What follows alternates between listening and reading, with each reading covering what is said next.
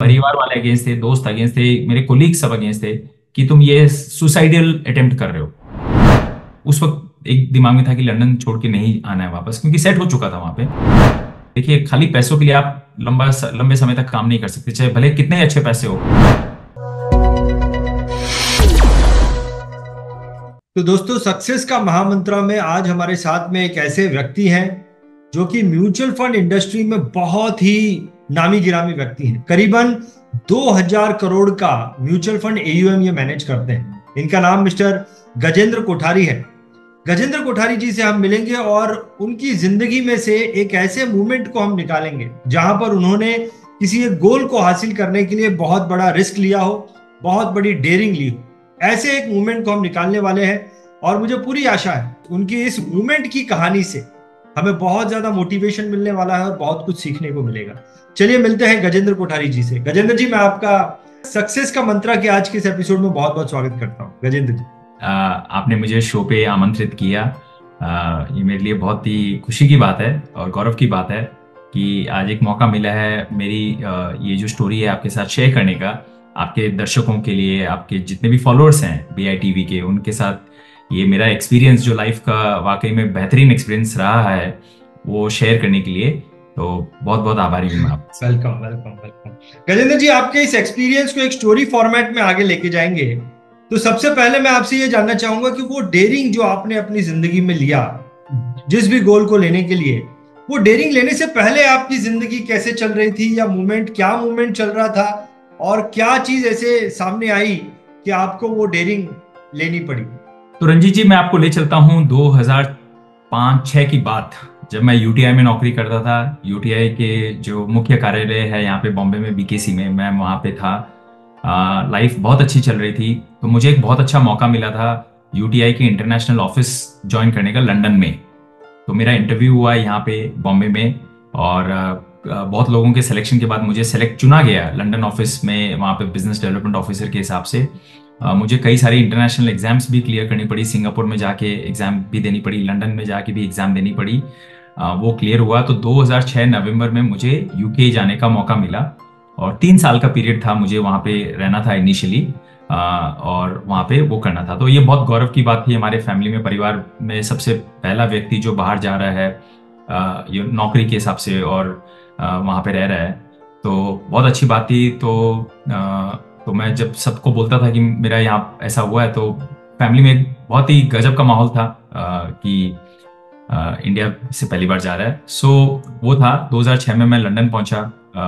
काम भी अच्छा चल रहा था, 7-8 में लाइफ बहुत सेट थी। UTI बहुत अच्छा पे मास्टर भी थी लंदन में, उन्होंने काफ़ी अच्छी सैलरी पगार भी दे के रखी थी, जो कि बाकी इंडियन कंपनीज के कंपैरिजन में काफ़ी ऊंची मानी जाती थी। और उन्होंने मेरा ख्याल भी पूरा रखा। जो मेरे बॉस थे मिस्टर नरेंद्र जोशी, वो काफ़ी उन्होंने ख्याल रखा, कोई दिक्कत नहीं आने दी। तो अच्छी लाइफ चल रही थी। मैंने वहाँ जाके CFA एग्ज़ाम भी कंप्लीट किया रंजीत जी, जो कि उस वक्त एक बहुत बड़ी बात होती थी कि जनरली फंड मैनेजर हम लोग बोलते हैं कि CFA एग्जाम्स लिखते हैं, but being a sales person, marketing person आपने किया, तो वो एक मौका मिला था। तो लाइफ अच्छी चल रही थी। तनख्वाह भी अगर मैं आपके दर्शकों को बताना चाहूँ तो लगभग 1 करोड़ के आसपास की मेरी तनख्वाह थी उस वक्त। अच्छा, क्या बात। हाँ, तो 2006 में आप जरा सोचिए, वो बहुत बड़ी रकम थी। तो अच्छी थी, लाइफ बहुत इजी थी। मैं सेंट्रल लंदन में ऑफिस के पास में रहता था, 5 मिनट वॉकिंग मेरा घर था। कमाई अच्छी थी, मेरी वाइफ को भी नौकरी मिल गई थी, तो उनकी लाइफ भी सेट थी। डबल इनकम थे, बच्चे थे नहीं, और तो आप खर्चा भी अच्छा आराम से कर पा रहे थे, तो सब अच्छा चल रहा था। तो मैंने सोचा कि अब लाइफ लॉन्ग परमानेंट तो UK में ही रहना है, 5-6 साल यहाँ रहेंगे तो यहाँ का पासपोर्ट भी मिल जाएगा, परमानेंट रेसिडेंट हो जाओगे, घर भी खरीद लेंगे, और एक जो विदेश में रहने का एक सबका सपना होता है वो एक साकार हो जाएगा। तो यही प्लान था। तो ये था। फिर अचानक 2009 में जो मेरे बॉस थे, उन्होंने जो वहाँ के बॉस थे, उन्होंने रिजाइन किया, और नए बॉस आए जो कि लंदन में ही रहते थे, इंडियन थे, लंदन में रहते थे, उनकी नियुक्ति हुई। तो वो आए, तो ऑफ कोर्स उनका काम करने का तरीका थोड़ा अलग था बिल्कुल। तो मैं उनको फॉलो नहीं कर पा रहा था, क्योंकि उनका सिस्टम थोड़ा अलग था। तो तब मुझे थोड़ा डाउट होने लगा कि अरे, इस हिसाब से तो काम नहीं बढ़ेगा आगे। तब फिर डाउट्स आना शुरू हुआ है कि क्या करूं। तब मैं रंजीत जी सोचा था कि दूसरी जगह नौकरी अप्लाई करूं लंदन में ही रह के, क्योंकि मुझे उस वक्त एक दिमाग में था कि लंदन छोड़ के नहीं आना है वापस, क्योंकि सेट हो चुका था वहां पे, वो लाइफ यूज 2-2.5 साल हो गए थे, सेट हो गया था। तो फिर ये दुविधा में था कि यहाँ पे नौकरी ढूंढूं, और मैंने कोशिश भी की वहां पे नौकरी ढूंढने की, बट कोई कारण से नहीं बैठ पाई। और हम जैसे अब उस वक्त रियलाइज नहीं करते, बट अब कहते हैं जो होता है अच्छे के लिए होता है। Correct correct. तो शायद नौकरी नहीं मिली। तब मैंने फिर घर पे बात की कि मैं यहाँ पे इतना एंजॉय नहीं कर रहा हूँ, मेरा जो रोल होना चाहिए था वो पूरा नहीं आ रहा है, थोड़ा सा काम मोनोटोनस हो रहा है, तो मैं वापस इंडिया आऊँ क्या।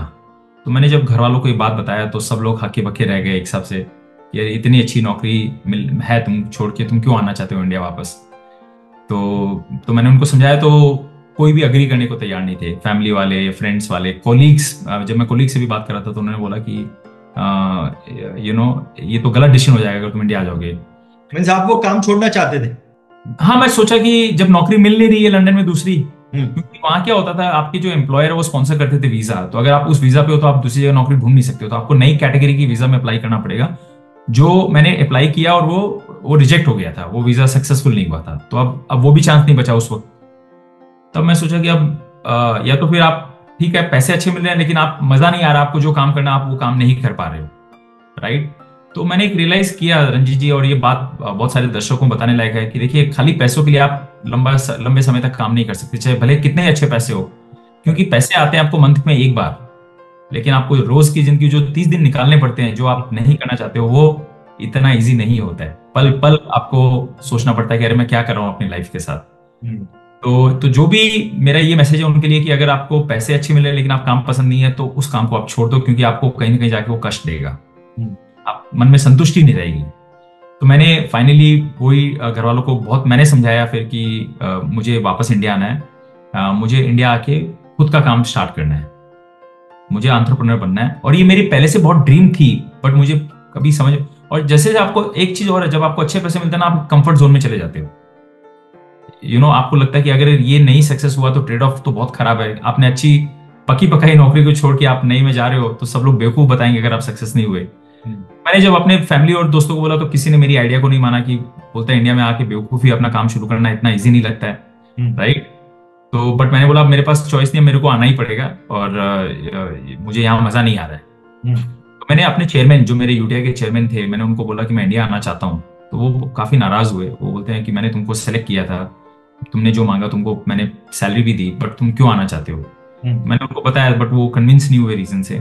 तो मैंने उनको बोला सर मैं अब यहाँ काम नहीं कर सकता, मुझे आना ही पड़ेगा। तो मतलब बहुत मेरे परसिस्टेंस के बाद उन्होंने मुझे इंडिया बुलाया। तो इंडिया बुला के भी मुझे बोला कि ठीक है तुमको जो काम करना है तुम यहाँ पे करो, यूटीआई में बॉम्बे में रह।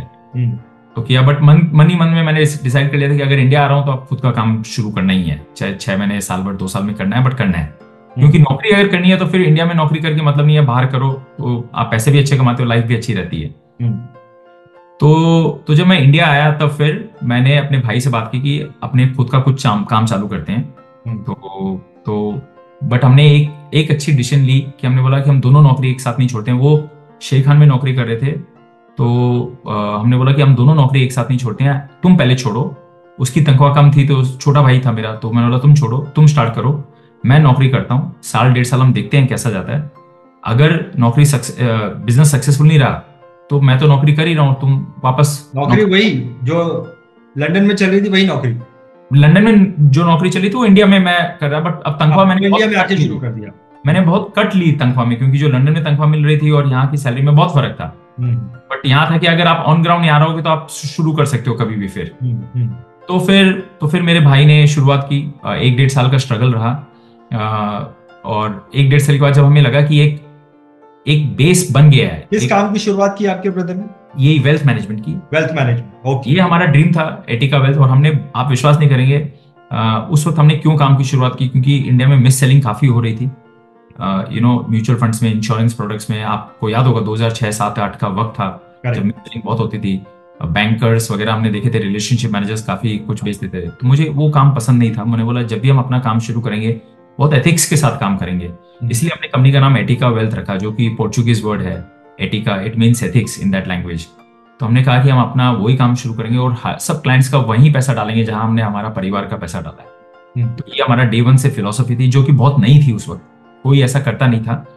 तो हमने फिर स्टार्ट किया, और 2009 में हमने 2009 नवंबर में हमने ये काम शुरू किया, और मेरे ब्रदर ने शुरू किया, और 1-1.5 साल तक वो काम करते रहे।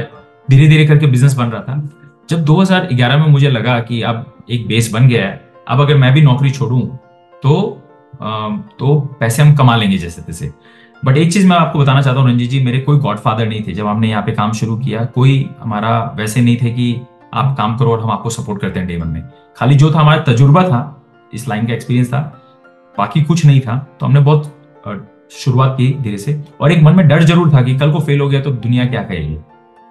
मैं ये पूछना चाहता हूँ कि आपने जो डेयरिंग ली, वो डेयरिंग ये थी कि लंदन में जो आपका जॉब चल रहा था, जिसमें आपको करीबन 1 करोड़ रुपए की सैलरी थी, वो जॉब को छोड़ना, ये डिसीजन लेना, है ना, ये आपकी जो है वो सबसे बड़ी डेयरिंग थी, सबसे बड़ी डेयरिंग थी। और सब लोग इसके अगेंस्ट थे, परिवार वाले अगेंस्ट थे, दोस्त अगेंस्ट थे, मेरे कोलीग सब अगेंस्ट थे कि तुम ये सुसाइडल अटेम्प्ट कर रहे हो। अच्छा, ओके ओके। क्योंकि इतनी अच्छी नौकरी को तुम ठोकर मारे हो। लोग हजारों लाखों लोगों को, एक जनों को मिलती है ऐसी नौकरी, लंदन जाने का मौका मिलता है, आप छोड़ के इंडिया आ रहे हो, है ना। तो ये सबके अगेंस्ट था। और देखिए क्या होता है, बिजनेस आप जब शुरू करना चाहते हो ना, आपको पता नहीं है क्या होगा रंजीत जी। आज आपने इंट्रोडक्शन में कहा 2000 करोड़ मैनेज करें, उस वक्त आप मेरे से पूछते तो मुझे कुछ हवा नहीं थी कि 15 साल बाद ये सक्सेस स्टोरी बन के आएगी। एक चीज मेरे को मन में प्रश्न आता है गजेंद्र जी, कि उस मूवमेंट पे जब आप उस नौकरी को छोड़ के आ रहे थे, कुछ डर भी होगा कि अरे अगर इंडिया गए और कुछ चीजें सही तरीके से नहीं चली तो क्या प्रॉब्लम हो सकते हैं, वो सारे कुछ चीजें नजर आ रहे थे आपको?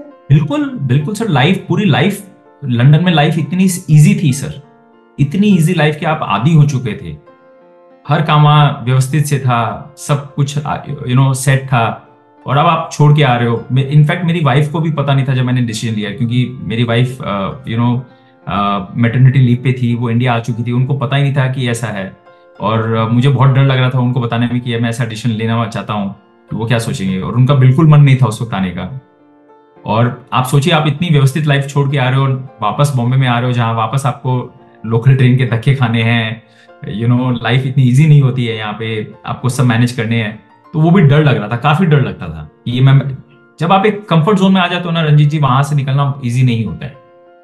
नहीं तो आपको क्या दिख रहा था गजेंद्र जी? एक चीज तो समझ में आई कि चलिए आप थोड़े से डिस्कम्फर्ट हो गए, आपके लीडर के अंडर में काम करना, आप उसे फॉलो नहीं कर पा रहे थे, आपने डिसीजन लिया कि आप मुझे जो है वो इंडिया जाना है।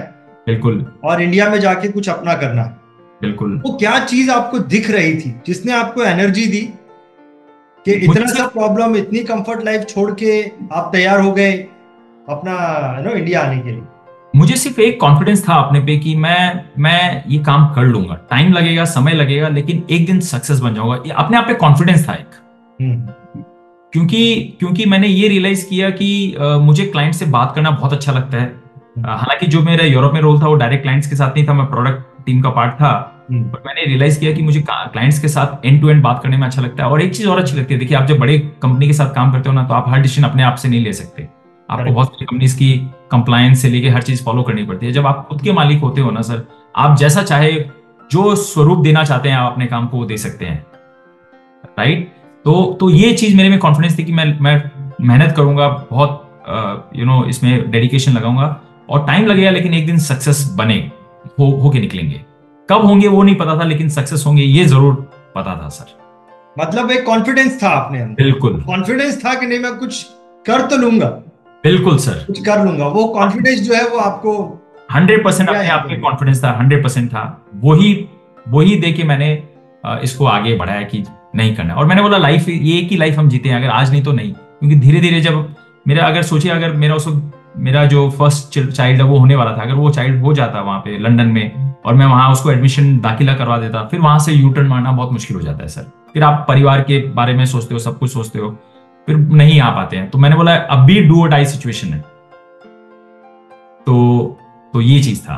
तो फिर मैंने वाइफ को बोला कि मैं आना चाहता हूँ, और तब उन्होंने कहा कि देख लो, आप सोच समझ कर लो, जो भी कर रहे हो, बहुत बड़ा डिसीजन लाइफ का ले रहे हो आप। तो बट मैं फिर अड़ गया, मुझे करना था तो करना ही था। तो मैंने वो बहुत बड़ा डिसीजन ले लिया फिर। क्या लगता है गजेंद्र जी, आप आज अपने आप को अगर पीछे मुड़ के देखें हम्म। और आप ये देखें कि मैंने उस वक्त ये डिसीजन लिया और ये डिसीजन लेने के बाद में काफी दिक्कतें आई होंगी, लेकिन वो डिसीजन लेने के वजह से आपको आज क्या फायदा दिखता है? नो डाउट आपका बिजनेस इतना बड़ा हो गया है, लेकिन फिर भी और क्या चीजें आप कर पाए बिकॉज ऑफ दैट डिसीजन, वो रिस्क लेने की वजह से, वो डेयरिंग करने की वजह से? नहीं, वो उस वहां से मेरा पूरी लाइफ 360 डिग्री चेंज हो गई रंजीत जी। क्योंकि मुझे जो लगता है, जो आज जो मैं काम कर रहा हूँ, जो रेस्पेक्ट मुझे मिल रही है, आदर मिल रहा है, जो लोगों की लाइफ में मैं डिफरेंस ला पा रहा हूँ। और देखिए, पैसे कमाना एक अलग बात होती है, पैसे अच्छे कमा रहे हैं आज हम बहुत, बट उसके अलावा जो ब्लेसिंग्स आ रही है, जो फ्रेटर्निटी इंडस्ट्री से वो पहचान मिली है, वो मुझे नहीं लगता कि मैं वहां रह के वो पहचान बना पाता अपनी। तो ये मेरा सबसे बड़ा एक फायदा मुझे दिख रहा है कि अपनी एक बहुत बड़ी पहचान बन पाई है आज। तो इस बात की बहुत खुशी है। बहुत बढ़िया, बहुत बढ़िया, फैंटास्टिक। मुझे ऐसा लगता है गजेंद्र जी, आपने जो आज मुकाम हासिल किया है, जैसा कि आपने बताया, जो पहचान आपकी बनी है इंडस्ट्री में, बहुत सारे ऐसे लोग जो सोच रहे हैं, इस असमंजस में है कि क्या मैं ये डिसीजन लूं, क्या मैं ये करूं, क्या ये करूं, क्या ये करूं। लेकिन आपकी स्टोरी सुनने के बाद में नो डाउट ऐसे बहुत सारे लोगों को मोटिवेशन मिलेगा, एनर्जी मिलेगी कि नहीं, मुझे कर लेना चाहिए और भविष्य में मैं भी कुछ बड़ा कर सकता हूं। ऐसा कुछ आपकी स्टोरी से बहुत सारे लोगों को मोटिवेशन मिल सकता है। गजेंद्र जी, मैं आपको बहुत बहुत धन्यवाद करना चाहूंगा कि आपने अपना समय निकाला और अपनी जिंदगी के इस पहलू को हमारे साथ में शेयर किया। बहुत बहुत धन्यवाद, बहुत बहुत धन्यवाद। BITV चैनल पर आपका स्वागत है। BITV यूट्यूब चैनल पर सब्सक्राइब करिए, बेल आइकन दबाएं।